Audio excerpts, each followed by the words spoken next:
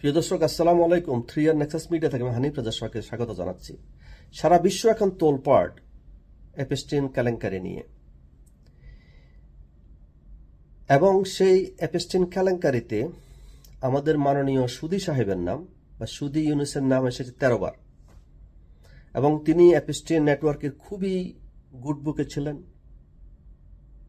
প্রিয় দর্শক, এখন আমরা আসি এপস্টিন নেটওয়ার্ক মানে কি, বা এই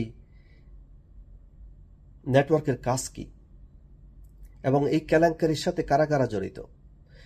এপস্টিন নেটওয়ার্ক মূলত এটা বাংলাদেশের যে টানবাজার পতিতালয় বলেন বা যে কোনো একটা বেশ্যালয় বলেন, সারা পৃথিবীতে পতিতালয় সাপ্লাই দিতেন, এবং সেটা ছিল অ্যারোক্রেটিক বা highest level of the society, people of the highest level, like the president বা সরকার প্রধান বা বিভিন্ন কোম্পানির সিইও, তারা এই নারীদের কাছে বা এই নেটওয়ার্কের মাধ্যমে নারীদেরকে ভোগ করতেন।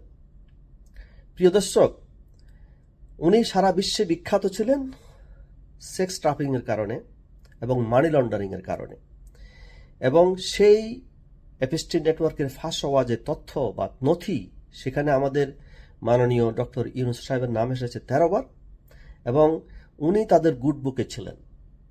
প্রিয় দর্শক, এটা ছিল মূলত আইওয়াশ, যে সেক্স ট্রাফিকিং বা নারী সরবরাহ করা পৃথিবীর বিভিন্ন দেশে, এটার পিছনে ছিল আরেকটি বিশেষ কৌশল, সেটা হলো টাকা পাচার করা। আপনারা জানেন যে গ্রামীণ ব্যাংক বাংলাদেশে মানুষকে ঋণ দেয় এবং দ্বিগুণ সুদে সে টাকা উসুল করে, এবং 1 টাকা 2 টাকা করে মানুষের যে রক্তের যে দাম, সেই দাম দিয়ে তারা হাজার হাজার কোটি টাকা মালিক হয়েছে। এবং সেই আমাদের সুদী সাহেব গ্রামীণ ব্যাংক একটি শাখা করেছিলেন আমেরিকাদের, নাম দিয়েছিলেন গ্রামীণ ব্যাংক অফ আমেরিকা। প্রিয় দর্শক, একবার ভাবুন তো, যে গ্রামীণ ব্যাংকের মেইন উদ্দেশ্য ছিল গরিব মানুষদেরকে স্বল্প সুদে ঋণ দিয়ে তাদেরকে স্বাবলম্বী করা। পৃথিবীতে আপনি আমেরিকাতে তো কোনো গরিব নেই, সেই অর্থে গরিব নেই, গরিব আছে, অনেকে নেই, স্ট্রিট বেকার রয়েছে। সেই অর্থে বাংলাদেশের যে উদ্দেশ্যে মানুষকে ঋণ দেওয়া হয়, সেই উদ্দেশ্য তো আমেরিকা সাধিত হতে পারে না। তাহলে কেন গ্রামীণ ব্যাংক অফ আমেরিকা সেখানে শাখা করবে? এটার মেইন উদ্দেশ্য হলো টাকা পাচার করা। তারা হাজার হাজার কোটি টাকা পাচার করেছে, এবং সেই টাকা পাচার করতে হলে তাদের একটা শাখা দরকার এবং একটা নেটওয়ার্ক দরকার। সেজন্য তারা স্থাপন করেছিল গ্রামীণ ব্যাংক অফ আমেরিকা, এবং সেই গ্রামীণ ব্যাংকে টাকা পাঠানোর জন্য তারা ব্যবহার করেছে এপস্টিনের নেটওয়ার্ক বা সেক্স ট্রাফিকিং নেটওয়ার্ক, এবং এপস্টিনের মাধ্যমেই উনি হাজার হাজার কোটি টাকা পাচার করেছেন গ্রামীণ ব্যাংক অফ আমেরিকাতে। এবং সে একই কাজটি করেছেন তিনি দ্য ক্লিন্টন ফাউন্ডেশন, যেখানে তিনি হাজার হাজার কোটি টাকা পাচার করেছেন এই এপস্টিন নেটওয়ার্কের মাধ্যমে। প্রিয় দর্শক, আর একটি বিষয় না বললে নয়, সেটা হলো, আপনারা জানেন যে এপস্টিনের যে শালীর নাম, তার শালীর নাম হলো ম্যাক্সওয়েল, ইসাবেলা ম্যাক্সওয়েল। সে ইসাবেলা ম্যাক্সওয়েল ছিল গ্রামীণ ব্যাংকের প্রধান।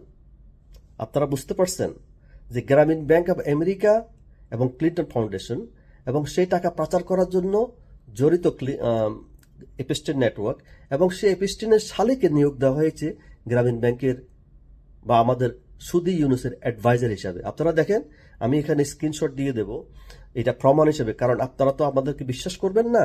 আমরা যারা অনলাইনে কথা বলি, আপনারা মনে করেন যে আমরা আফসোস লীগ বা আওয়ামী লীগকে সাপোর্ট করতেছি। না, আমরা সেটা করতেছি না, আমরা যে সত্য সেটা উদ্ঘাটন করতেছি। প্রিয় দর্শক, এখন আসুন দ্বিতীয় প্রসঙ্গটি, সেটা হলো আমাদের ডাস্টবিন শফিকের ভাই। আমরা একটা নিউজ দেখলাম পত্রিকায়, 16 কোটি টাকা নিয়োগ বাণিজ্য। প্রিয় দর্শক, একবার ভাবুন তো, শুধু একটি নিয়োগ বাণিজ্য সেটা প্রকাশিত হয়েছে, 16 কোটি টাকা দুর্নীতি করেছে, এবং এরকম হাজার হাজার নিয়োগ তারা দিয়েছে গত 18 মাসে। এখন আপনারা হিসাব করুন কত হাজার কোটি টাকা তারা শুধু নিয়োগ বাণিজ্যের মাধ্যমে অবৈধভাবে আয় করেছে। প্রিয় দর্শক, যে আরেকটি বিষয় আপনাদেরকে না বললে নয়, সেটা হলো আমাদের মাননীয় সম্মানিত উপদেষ্টারা তাদের লাল পাসপোর্টের মেয়াদ শেষ হওয়ার আগেই জমা দিচ্ছেন, কারণ তারা বুঝতে পেরেছেন তাদের আয়ু আর বেশি দিন নেই, তাদেরকে মানুষ এই দেশ থেকে তাড়াবে ঝাড়ু দিয়ে। তাই তারা আগে থেকে পাসপোর্ট জমা দিচ্ছেন, লাল পাসপোর্ট, এবং তাদের পাসপোর্টে আমেরিকা বলেন, যুক্তরাজ্য বলেন বা ইউরোপ বলেন, সব দেশের ওরা ভিসা লাগাচ্ছে যাতে যে কোনো সময় তারা পালিয়ে যেতে পারে। কিন্তু প্রিয় দর্শক, আপনারা জানেন ওরা পৃথিবীর যে প্রান্তে যাক, যেখানে পালাক, মানুষ তাদেরকে ছাড়বে না। তারা যে বাংলাদেশকে যে অবিচার এবং নির্যাতনের বা একটা অনিশ্চয়তার মধ্যে ঠেলে দিয়েছেন, তাদের বিচারে বাংলার মাটিতে হবেই হবে। প্রিয় দর্শক, আর যে শেষে যে বিষয়টি বলবো সেটা হলো, আমরা আরেকটা নিউজ দেখলাম, আমি আপনাদেরকে এখানে ক্লিপ দিচ্ছি। সেটা হলো ফেব্রুয়ারি এবং মার্চের মধ্যে বা ইলেকশনের যে টাইম, তার আগে এবং পরে বিমানের কোনো সিট নেই এবং বাংলাদেশের মানুষ কোথাও যেতে পারতেছে না, কারণ সবগুলো সিট বুক করে ফেলছে এই উপদেষ্টা এবং তাদের গঙেরা। সুতরাং তারা বুঝতে পারছে যে বাংলাদেশে কিছু একটা হচ্ছে, যে কোনো সময় পালিয়ে যেতে হবে, সেজন্য আগাম প্রস্তুতি হিসাবে তারা সব সিট বুক করে নিয়েছে। প্রিয় দর্শক, আপনারা শুধু দেখুন এবং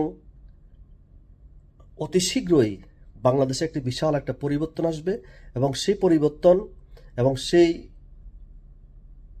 প্রক্রিয়া বা সেই নাটক দেখার জন্য আমরা একটু অপেক্ষা করব এবং এরা যারা কেউ পালিয়ে যেতে না পারে সেজন্য সবাইকে সজাগ থাকতে হবে।